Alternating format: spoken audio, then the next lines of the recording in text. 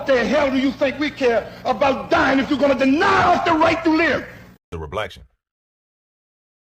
71-year-old Glenn Simmons holds the unfortunate record of having the longest wrongful conviction in U.S. history. In 1975, he was sentenced to death for a fatal crime, even though he was in another state when it happened. It took 48 years, 1 month, and 18 days for Glenn Simmons to finally prove what he always knew, that he was innocent of that crime. Even though he's free, he's now battling stage 4 cancer. On December 30th, 1974, 2 people robbed a liquor store in Edmond, Oklahoma. They fired at the store clerk, a young white woman, taking her life, and also at an 18-year-old customer named Belinda Brown. Belinda was struck in the head, but she survived. The same night that the robbery occurred, 21-year-old Glenn Simmons was 700 miles away in Harvey, Louisiana, where he was partying and playing games at a pool hall. Several people saw Glenn there and testified to this at his trial. Several weeks later, he moved to Oklahoma to live with his aunt and to work at a restaurant and at a hospital. As the police were investigating the liquor store robbery, they were also looking into other crimes that had been committed in the area. Police arrested 2 brothers for a fatal crime. They learned that these 2 brothers had been at a party hosted by Glenn's aunt. The police started bringing in guests from the party and putting them into lineups for the robbery victim to look at. Glenn was one of the people who was brought in. The police also questioned Belinda Brown, the survivor from the robbery. She told the police that she did not remember much about what happened and that she only got a glimpse of the suspects for a split second. The police made Belinda view 8 different lineups. Now, even though Belinda Brown did not remember anything about the crime and barely remember seeing the suspects, she identified Glenn and another man, 21-year-old Don Roberts, as the perpetrators.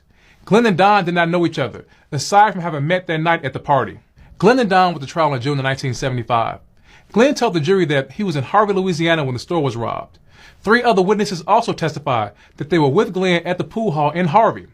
Don Roberts testified that he was working in Dallas, Texas the night of the incident, and his sister also testified to this. Both men were convicted and sentenced to death.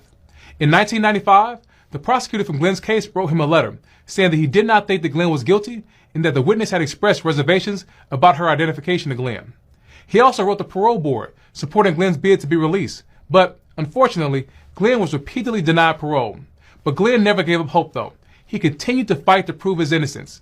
In 2021, Glenn's attorneys uncovered evidence that his original attorney had failed to call all the alibi witnesses. Glenn's attorney had done a horrible job representing him at his trial. He got Glenn's name wrong several times in front of the jury and had failed to ask for all of the documents and evidence pertaining to the lineups. This attorney was later disbarred for neglecting his clients.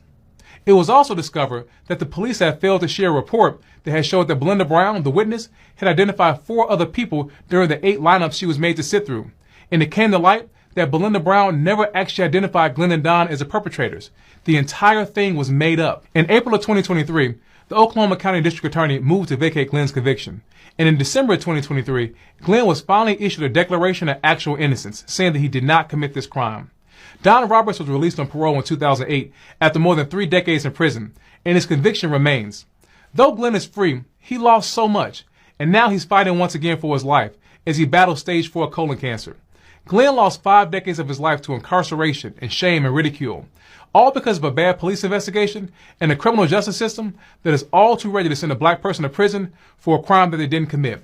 What does it say about our justice system that a man like Glenn Simmons, who had a mountain of evidence proving that he was innocent of this crime, spent 5 decades in prison? Everyone knew that Glenn was innocent, and yet he was allowed to rot away in prison. I want to know your thoughts on this.